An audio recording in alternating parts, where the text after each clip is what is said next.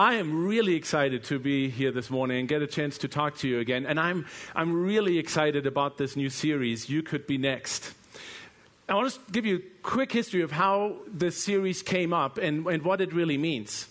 As we have all kinds of meetings during the week. We have small groups that meet together. We have the crash course, our membership meeting course, and we have K2U on Wednesday nights where people get together in smaller groups to study the Bible more or learn more about K2. And oftentimes we have times of sharing where we ask people, tell us your story. How did you end up where you are right now? And I remember a couple of months ago, we got together as a management team and we were just so overwhelmed by your stories. And to think, man, there is so many unbelievably cool stories out there. And every one of you has a unique life story. Every one of you has unique experiences that you have to share and that are so valuable to share with each other. And we just sat there. We were so blessed by the stories that we were hearing and so encouraged. And we said, we have got to find a way to tell people stories or to give people an opportunity to share their story with K2. And so we thought, okay, how can we do that in a series? And so we thought, man, there's so many cool personal stories in the Bible. So many characters that we maybe don't talk about on a regular basis on Sunday mornings. Some we do and some we don't. There's a lot of obscure characters in the Bible with really cool stories and their own personal individual walk with God and what they learned about God and how they walked with Him through life. And so we thought, man, why don't we combine that? Why don't we find take some people stories, some life stories from the Bible, look at it together and see how they lived with God, what they learned, and then combine that with a K2 story. And so that's what we're going to do over the next few weeks. Actually, right now I don't know how many weeks it is. I should, but I don't. And so that's why it's called You Could Be Next, because you could be next to tell your story. And we would love to hear it. And so this morning I get an opportunity. I got to pick who I got to talk about this morning out of the Bible. And before I go there, I want to ask you a question, and this is not a rhetoric question. I actually want answers from you. So you can just yell those out, all right? Imagine you have one wish that's going to be granted to you. Let's say a genie, or better God, appears and says, all right. Now, makes sense. We're a church, so we'll make it count. So let's say he comes to you and says, one wish, and it's yours. What would you ask for right away? What comes to mind? What would you ask for? Moral choices, please. What comes to mind? What? World peace. Nice. Have you won a beauty contest yet? No? You could have. What else comes to mind? Salvation. What else? World Cup tickets? Yeah. Nice. What else? Come on. I know something came to mind. What was it? Health. Great. Wisdom, yeah, right. You know where I'm going, don't you? Yes. An Olympic gold medal. An Olympic gold medal, yes. Okay, so we all have wishes, don't we? And I'm sure a lot of them are a lot deeper than some that we've heard. We all have a wish. There was a guy who walked along the beaches of California one day, and all of a sudden he stumbled across something in the sand, and it was a little old lamp. And so he brushed off the sand of it, and lo and behold, a little genie came out. And this was not a 3-wish genie, it was a 1-wish genie. And looks at the guy and says, man, you got a wish. You found me, you rubbed me out of this lamp. What's your wish? And he, totally unexpected, he sings and he sings. He said, you know what? I have always wanted to go to Hawaii. I've never been able to go. I'm deathly afraid of flying, and I get super seasick, so I just haven't gotten there. It's my deepest wish is I want to go and spend some time in Hawaii. Why don't you build a bridge for me from L.A. straight to Hawaii so I can drive? And the genie looks at him and said, wow, that's unexpected. But seriously, that is just out of the question. That just is beyond the scope of what I can do. Think of all the logistics involved in it. I'm sorry. I'm going to have to take a rain check on this. So what's your second wish? And he goes, well, my wife always says I don't understand her and I misinterpret things. So Here's what I want. I want to understand my wife. I want to know why she cries when she cries. I want to understand what's going on in her brain. I want to know what she really means when she says fine or nothing. And I want to understand women, and I want to make her happy. And the genie goes, well, how many lanes did you want on that bridge? Yeah. So, and you're thinking, where is he going with this? That's a good question. Let me think. One wish. The person I'm going to talk about this morning actually had that come true. God appeared to him and said, you have a wish, and I'm going to make that wish true. What is it? The guy I'm talking about is King Solomon. Who's heard of King Solomon? Good. A lot of you. King Solomon, the son of King David. He was his 10th son, in fact. And King David, you might have heard of. We've referred to him here before, I'm sure. He's the greatest king in Jewish history. And Solomon was his 10th son, which is unusual for a 10th son of a king to be his successor. He was the son of Bathsheba and David. Bathsheba is the woman that David committed adultery with and then had her husband killed to cover it up. He was her son. That's a whole other story for another day. And Solomon became king in a hurry. What had happened is David had gotten old and fragile, and his health was failing. And one of his sons, Adoniah, I think is how you pronounce it, said, you know what, I'm going to grab this opportunity, and I'm going to announce myself king. So he got some of the influential advisors and politicians of the time to support him, and he had a little ceremony in secret where he was made king of Israel to succeed his father David. David had no idea this was going on. Bathsheba heard about it, and here mothers, right? They fight like lions for their kids, and she said, no, David had promised my son Solomon to be king. This can't happen. So she goes in to David's chamber and says, King David, you promised that my son would be king. This is what just happened. You have to do something. And so he did. So he got the prophet Nathan to come in, and some of his advisors. They brought Solomon in, and they anointed him right there, made him king. And then David had his heralds go out with trumpets and announce to Israel that Solomon would be king. So it all happened in a hurry, but he won out over his brother Adoniah, who then begged for mercy and for his life to be spared. So he became king. And shortly after that, God appeared to him. God appeared to Solomon saying, Solomon, you're my man. You're my man, my king for my people. What do you want? Here's your wish. And here's the story. Here's the wish. He said, what do you want, Solomon, from me? Anything you ask will be yours. So Solomon thinks about this. And this is what he asked God. He said, give your servant a discerning heart to govern your people and to distinguish between right and wrong. Really remarkable, I think. Here's a young man who's just made king over his people. And his thought is, first of all, he refers to himself as a young man in this kind of powerful position as God's servant. I love that. He says, I'm your servant. Give me a discerning heart. That's what he asks for. So that I can, he says, not that he doesn't say that I can govern my nation and my people, but that I can govern your people. So he asks for a discerning heart, for wisdom, to know right from wrong and to make the right decisions and to lead God's people in a way that honors God. Wow. I say, that would have not been my wish. It should have been. I wouldn't have, I don't think.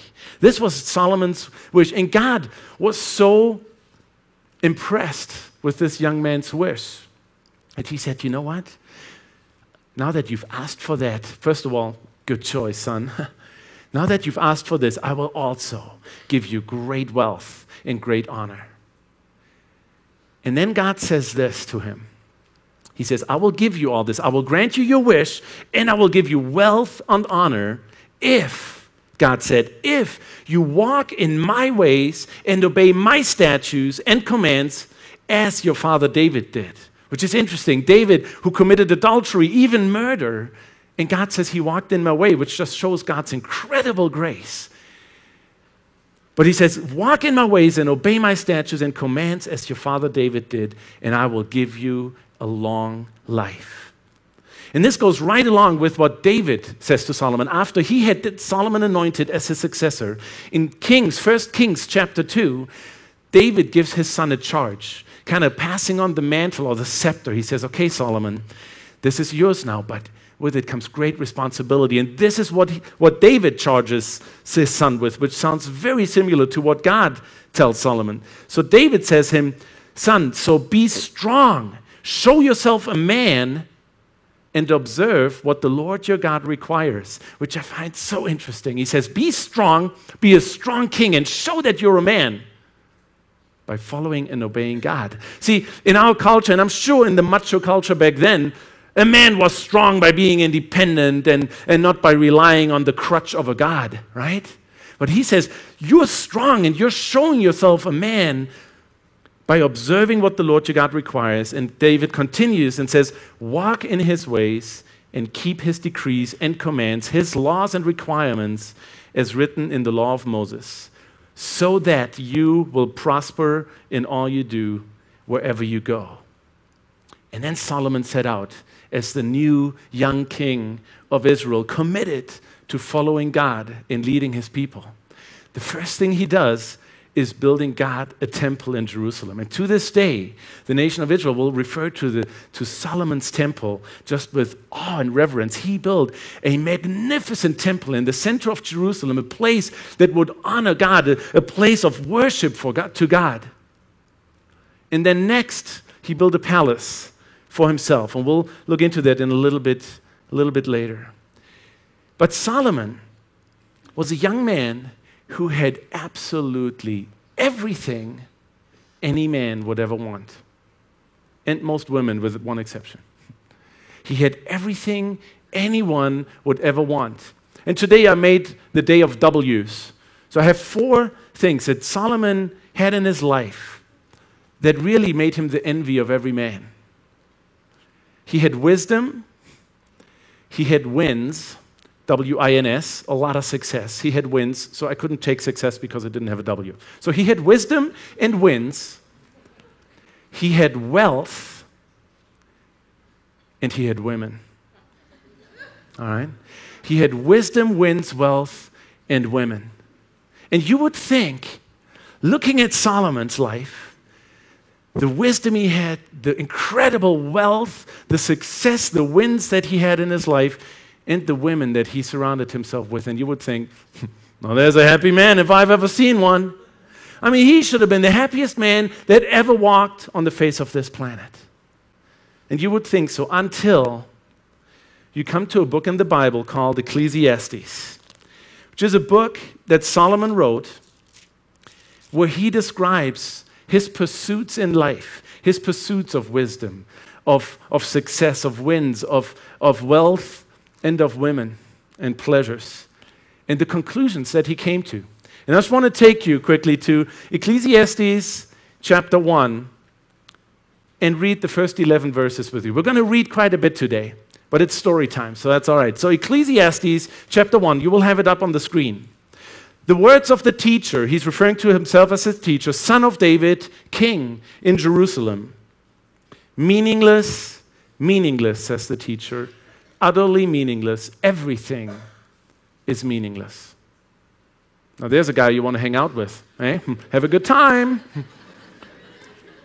He goes on, what does man gain from all his labor at which he toils under the sun?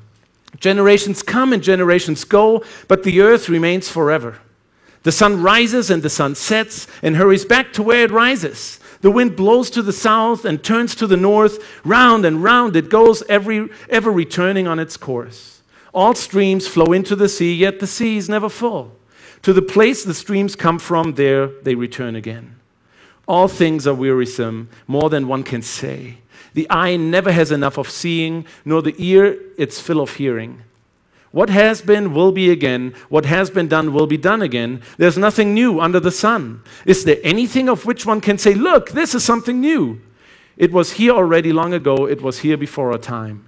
There is no remembrance of men of old, and even those who are yet to come will not be remembered, by those who follow. Meaningless, meaningless. Utterly meaningless. Everything is meaningless. Don't you want to spend some time with this cheerful fella? He had everything. Everything you and I would want to have. And this is the conclusion he comes to. So I want to look at these 4 areas in his life. The wisdom, the winds, the wealth, and the women. And see what happened in his life in these areas that he came to this conclusion. To illustrate his wisdom, the Bible tells us one story of his reign where people would come to him because they would hear of his unbelievable wisdom, and they would come to him for judgment and say, "What? Please, we have this conflict. Please help us solve this." And one time, 2 women came to him, and they brought one baby. There were 2 prostitutes who both had given birth to a son. And one morning, one of them woke up, and they lived in the same house, and one of them woke up and had her dead son next to her, thinking that she must have rolled over him at night and killed him. And she was mourning, and later on she took a closer look and said, "Well, wait, this isn't my son." And she knew this other lady had given birth to, and she went and said, "Well, that is my son." And so what had happened, what she assumed is that she had actually accidentally killed her son, and then at night come and swapped him out and pretended this was hers. And so they had a bit of fight about who really was the mother of this child, and this was before CSI and DNA. And so they said, "How are we going to fix this?" So they went to Solomon. They had not went to Solomon and said, "Solomon, here's the issue." Both of them claimed, "No, this is my son. No, this is my son." So he said, "Okay, give me that baby." And then he told one of his servants, "Bring me the sharpest sword you can find." So he took that baby by one leg and said, "You know what? If you guys can't figure this out, we're going to split him in half, and each one of you gets a half, and then and we'll have this solved." And he gets ready to, and the real mother, in an instant, dropped on her knees and begged for saying, "No, don't do that. Give her the baby. Let her raise. I'd rather him alive and she raise him than you do this." And he said, "All right, fine. I think this is your son." And he gave him to the mom begging for his life. And so this is just a story to illustrate how he solved difficult issues. He knew how to get out of a pickle in his wisdom. But you know what? Apparently the wisdom that God had given him wasn't quite enough. Let's go back to Ecclesiastes chapter 1. And I want to read to you what conclusion he comes to when it comes to wisdom. In Ecclesiastes chapter 1, we're going to read verses 12 to 18. It says, "I, the teacher, was king over Israel in Jerusalem. I devoted myself to study and to explore by wisdom all that is done under heaven. What a heavy burden God has laid on men. I have seen all the things that are done under the sun. All of them are meaningless, a chasing after the wind. What is twisted cannot be straightened. What is lacking cannot be counted. I thought to myself, look, I have grown and increased in wisdom more than anyone who has ruled over Jerusalem before me. I have experienced much of wisdom and knowledge. Then I applied myself to the understanding of wisdom and also of madness and folly, but I learned that this too is a chasing after the wind. For with much wisdom comes much sorrow. The more knowledge, the more grief. Here's a man who had been given all wisdom. And it says he devoted himself to more knowledge and more understanding, prided himself in knowing more than any other king before him and still pursuing more. And it seems to me that one problem that Solomon seemed to have was always wanting more. God had already blessed him with wisdom, but he devoted his life to the pursuit of more wisdom. And it seems that Solomon placed his quest for knowledge and wisdom above his quest for seeking God and seeking his Creator. It seems that he placed the quest for knowledge and wisdom above, in priority, above his God, whom he had committed to following. And one thing we can learn from Solomon is that wisdom, as good as wisdom is, and wisdom is great, and knowledge and education and understanding is a gift that God has given us, and I think he's created in us a curiosity to know more, and to know more about the world we live in so that we can know more about him. But here's the deal. wisdom and knowledge outside our relationship with God or placed in priority above our relationship with God will become meaningless. Will become meaningless. Wisdom to Solomon, who had all wisdom, became meaningless. The second W is wins. It's wins. And you know, Solomon became the greatest king of all. He was greater in wisdom, in wealth, in power than anybody. So he beat out anybody. He was on the top of the ladder that he could climb. And this is what he has to say in Ecclesiastes chapter 4 about that. Chapter 4, verses 13 through 16. He says, "Better a poor but wise youth than an old but foolish king who no longer knows how to take warning. The youth may have come from prison to the kingship, or he may have been born in poverty within his kingdom. I saw that all who lived and walked under the sun followed the youth, the king's successor. There was no end to all the people who were before them. But those who came later were not pleased with the successor. This too is meaningless, a chasing after the wind." It seems to me like he's describing his life and his ascent from a young man who was an unlikely successor to the king, but who was passionate and was followed and people were excited about him. But something happened between his youth as a young king and now describing himself as an old, foolish king who no longer knows how to take warning. Something happened. And all the success he had as in climbing that ladder to the greatest king ever wasn't all it was cracked up to be for him. What I read here in him is a lot of disillusionment, and it seems like a lot of disappointment with himself. Doesn't it sound like that? It sounds to me when I read this and him describing himself as a young king and now as a foolish old king, that he almost wishes he could go back there. That he sits and says, man, I wish I could do this all over again and do it right. I wish I could do it all over again and submit more to God. You know, he's clearly in the position that he is in as king of Israel. Why? Because God put him there.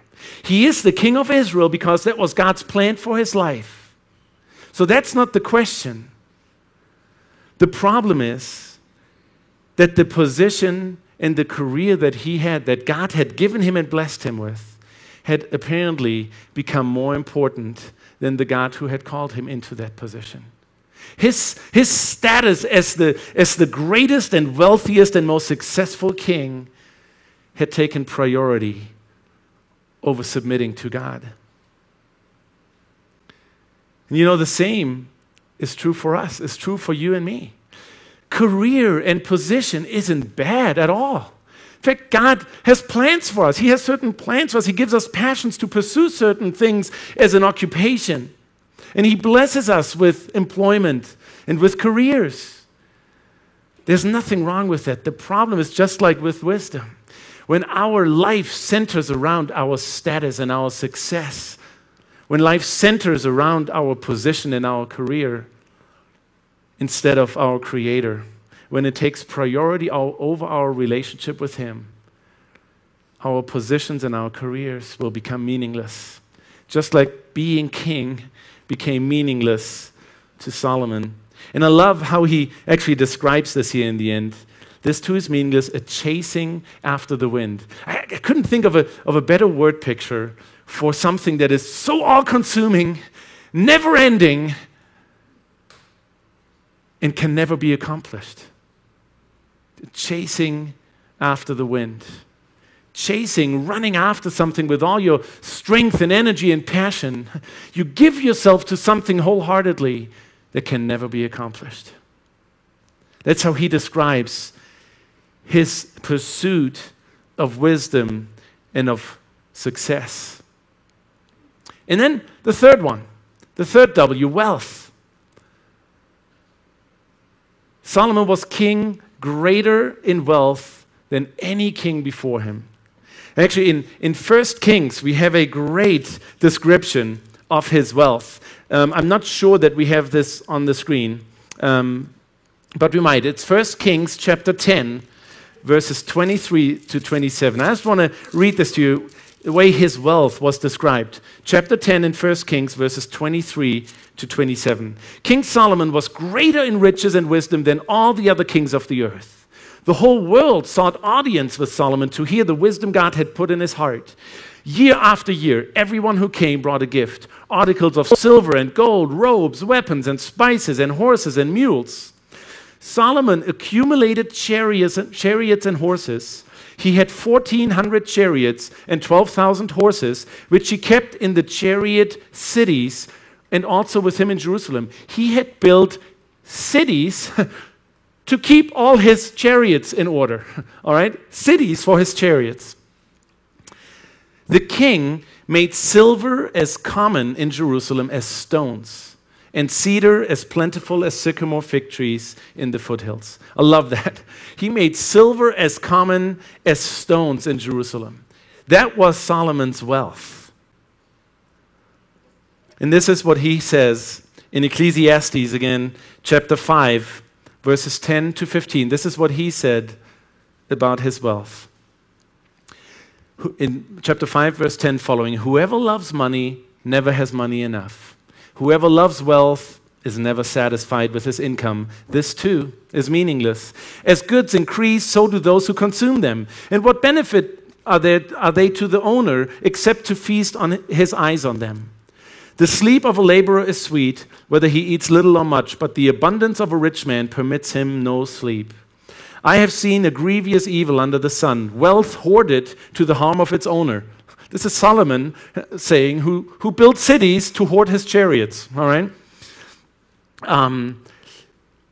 Or wealth lost through some misfortune, so that when he has a son, there's nothing left for him. Naked a man comes from his mother's womb, and as he comes, so he departs. He takes nothing from his labor that he can carry in his hand.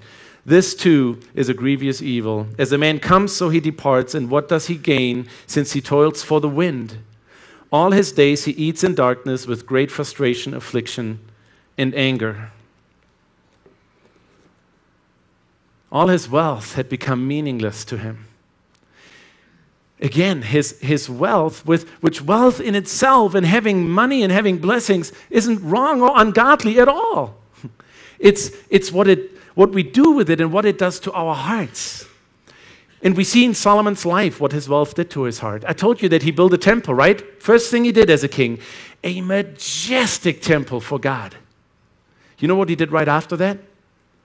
He built an even more majestic palace for himself. The temple took 7 years to build. His palace took 13 years to build. Right there, we see the switch in priority. His wealth and what it did for him became more important than what he could do for his God. And it became meaningless. Now, God had told him, I will bless you with wealth. So again, the wealth itself was not the problem. In fact, to the world around Israel, it was a sign of that this is my people. This was God said, this is my people. I bless them. And actually, we see kings, surrounding kings.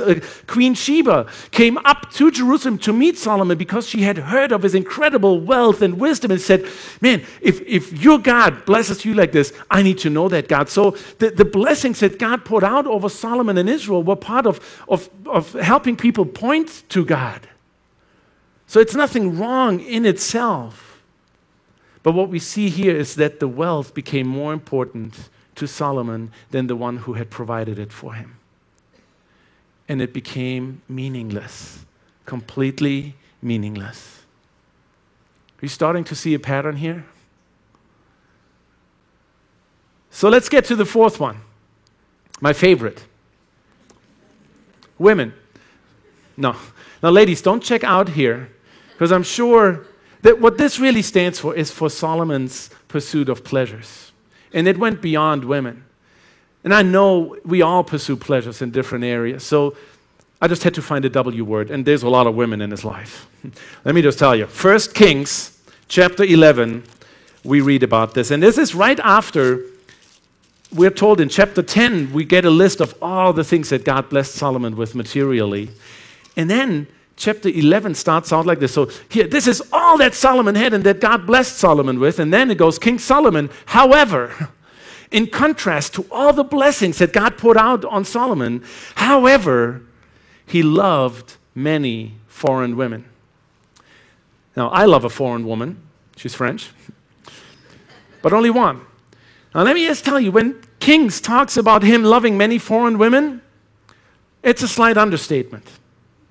Actually, it's the understatement of all of human history. Because he loved 700 women that he was married to, plus 300 concubines. Okay? Even for this state, that's a lot. All right? I'm sorry. Did I just say that out loud? Okay. Whoa. No. Okay. Blame it on me being German, please. That was totally insensitive. Anyway. Understatement of the century, he loved many foreign women, 1,000, okay? He literally had a whole palace for his women and concubines.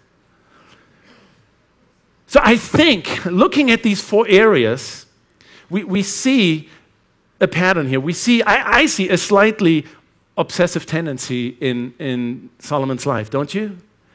He has all these things he's being blessed with, and what I see in each area, God says, here, I give you wisdom. Not enough. More.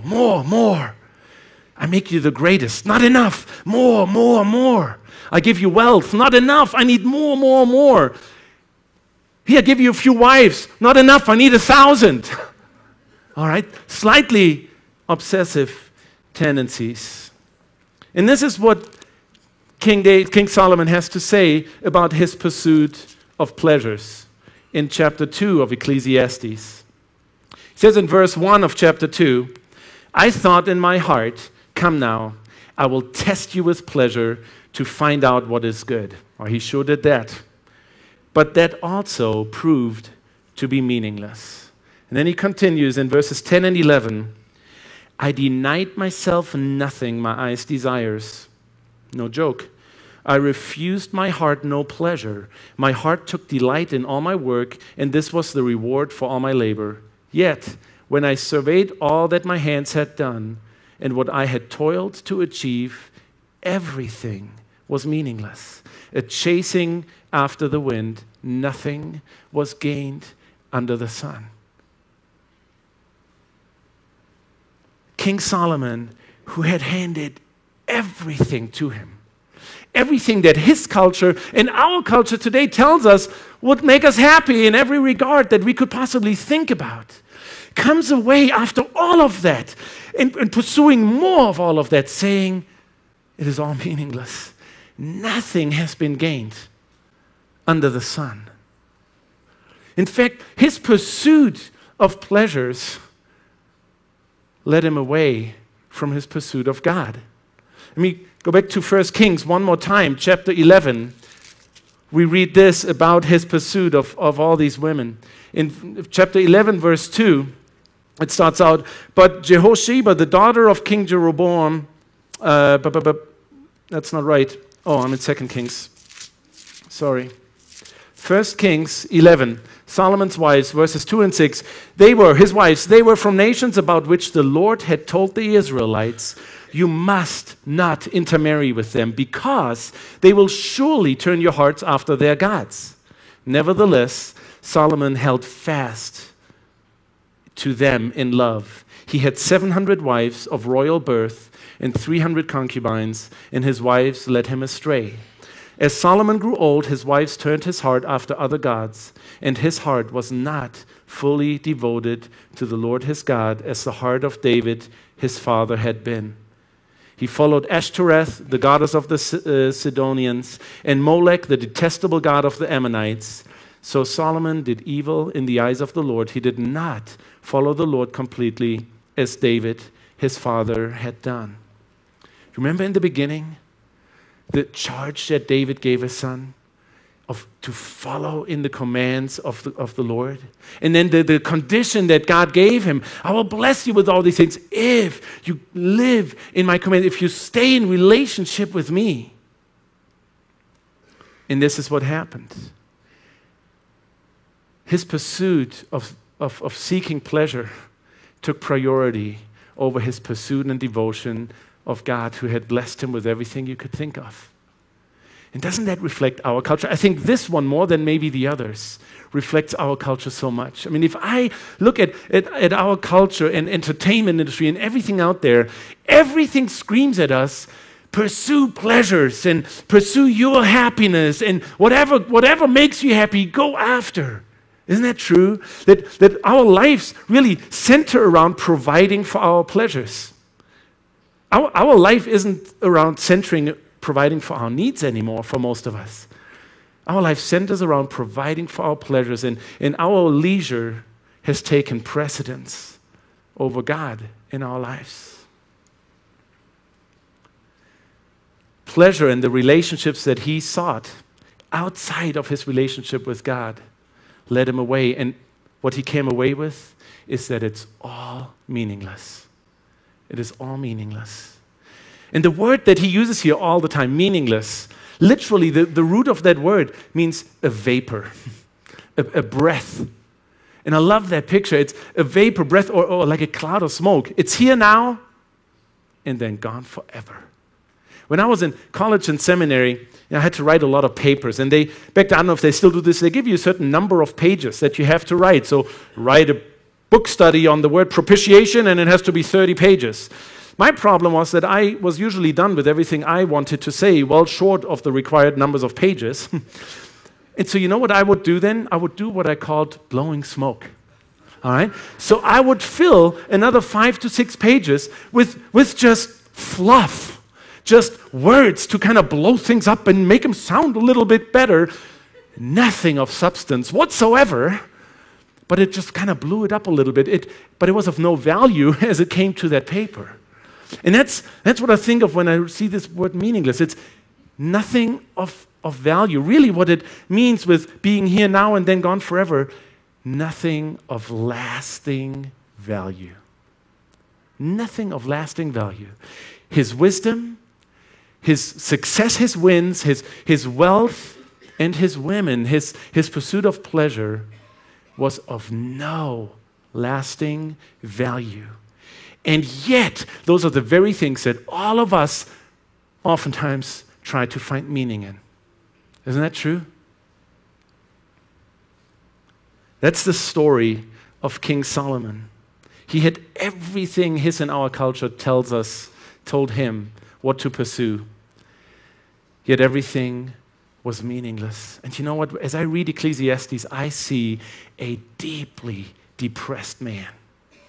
And as I think of this, I cannot think of a worse state of mind to exist in than to come to the conclusion that everything you've put your passion and your heart into, everything that you have pursued wholeheartedly, led to meaninglessness. I can't think of a worse state to be in. And before we continue and see where this led to in Solomon's life, I want to share with you now the story of somebody at K2 that has a similar story, but set in our times today. Now granted, he's no king and no prince, but he is Michael White, and this is his story. Why don't you watch the screen, please? My dad was an Army officer, and so I grew up in a military family, and we moved around a lot, pretty much every year. We went to church every Sunday, we went to Sunday school, we read the Christmas story once a year, and that's pretty much it. We were cultural Christians, I guess. I answered an altar call one Sunday when I was 13. I read the Bible the next year, the whole thing, 5 chapters a night. And I, kind of kept going to church, and I just kind of went on through high school and then went off to college. I didn't actively stop thinking about God, or I just didn't have time for it anymore. There's always something else some other distraction to pursue, or some other short-term goal, worldly, earthly, goal to try to, that you had to pour all of your time and effort into, and there just really wasn't any time for God. I got out of college after, 4 years altogether, and I did well, and then I went to medical school, and that was 4 years, and then after that I went into a residency. The whole profession wasn't a very good match for me, but it seemed like it was going to be lucrative, so that was good enough. Who cares whether you hate it or not, as long as you make a lot of money. That's really the only thing that counts, right? If money and things during the 90s could make you happy, then I should have been the happiest guy in town. I had a lot of stuff. And the more stuff I accumulated, the more miserable I got. And so, I finally kind of made the connection, this is really not working. This money thing is not working so much, so it's got to be the job. So I'll get rid of that and maybe the location. So I get rid of that, those two things, go somewhere else, try to pursue what I'd always kind of considered as my dream, and then everything will be okay. So I moved to New York and got involved in film and drama, acting, screenwriting, directing, and I gave it 7 years. It didn't really work out. So I decided to open my own business. I spent about a year planning and constructing basically a boutique medical practice that I was gonna open in New York. The initial business model is based on hotel occupancy and kind of providing urgent care service to to out-of-town guests so that they don't have to go to the emergency room. So I opened this business one day at about 7:45 in the morning. My parents are there. I'm like, the place is built out. I've got all the stuff. I've invested like every cent that I have in savings and what have you in this thing. 15 minutes later, I get a call from my sister. She says, Mike, a plane just flew into Building 2 of the World Trade Center. I just felt like I'd been hit in the stomach with a baseball bat. Not because, the hotel occupancy goes from 100% to 10% overnight. Just everybody's gone. So the business is on its way to failing. And then I find out that my mother has pancreatic cancer. So you got 9/11, the business failing. Now my mother has terminal cancer, and then the business fails and bankruptcy. And now I'm leaving New York to go and care for my dying mother. And I had a breakdown, basically. I was practically catatonic. I couldn't leave, it was depression, I guess, but I couldn't do anything. Somehow in there, I managed to meet my wife and get married. So we moved here and to be near family. We lived with my uncle, my aunt and uncle, for like a year after we moved here. And this is still when I was basically not functional. So I'm not looking to go to church, but my wife wants to go to church and she wants me to come with her. I agree to go to church with her. And so we come to K2 Redbox in January of 2009. And, we kept coming back. I remember I came, and this is after, I don't know, after a couple of months, this is in like March, I think, of last year. I remember just saying, not out loud, during worship or something, that, I can't do it anymore. I can't go on like this. Jesus, can you just, can you do it for me? And yes, he could, actually. After 30 years of trying literally everything, almost everything that you could think of in the way of worldly pursuits or different spiritual so-called pursuits. I tried everything, and none of it worked, except this one thing is the only thing that works in my experience. It's not enough to have everything materially. That doesn't do anything for you on the inside, which is the part that, it doesn't do anything for your soul or your spirit, which is ultimately what people are, what, at least for me, what I'm looking for is a spiritual meaning and a spiritual purpose, which you can't get that in the physical world. It turns out that I had it right when I was 13. Jesus, he's the purpose. It was Jesus all along.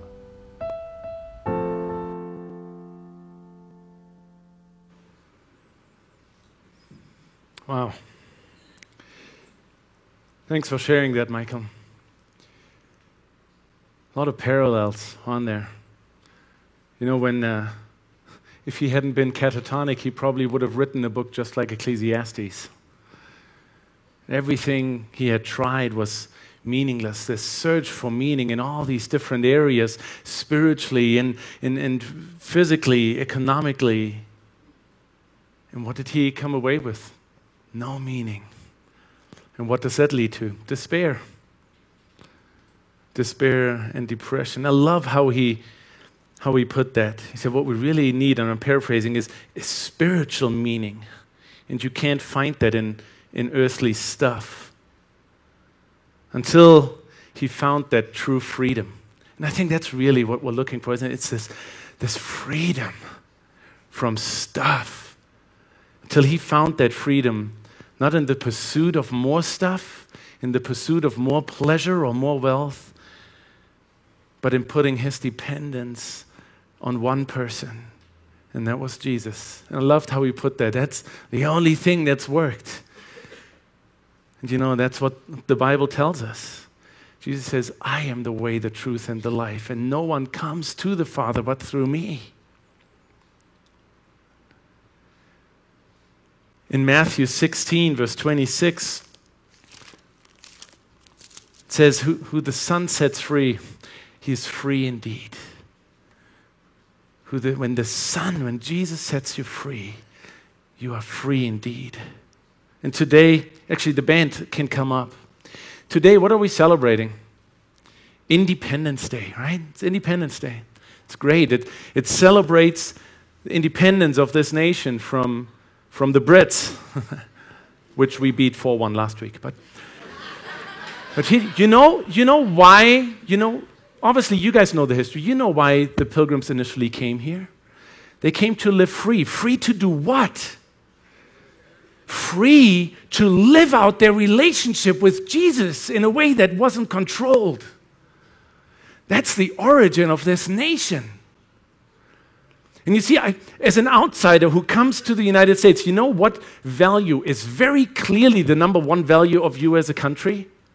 It's freedom. It's very clear. If you come and say, freedom is what the United States values. And that's why we celebrate Independence Day. The problem is with our definition of freedom is independence. That's what we want to be. We want to be independent individually, right? And politically and economically, that's true. Independence is freedom. But what did he just say? Our real need is not outward. It's not political and economical. What's our real need? Our real need is spiritual. It's freedom of the soul.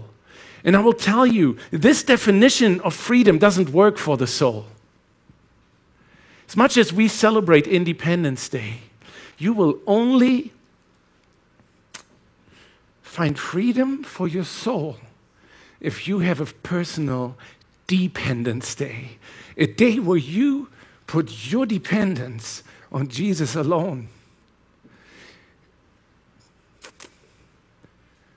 And I want to encourage you, if you find yourself where you resonate with Ecclesiastes, where you resonate with Solomon, where you identify with Michael and his search and his state of almost giving up, of meaninglessness, I want to urge you to today, on Independence Day 2010, consider making this your Dependence Day on Jesus and putting your life into his hands and trust him with your life.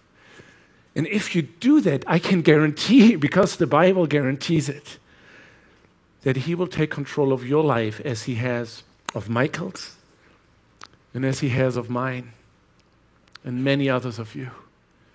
So would you consider making today your Dependence Day on Jesus? Let's worship together.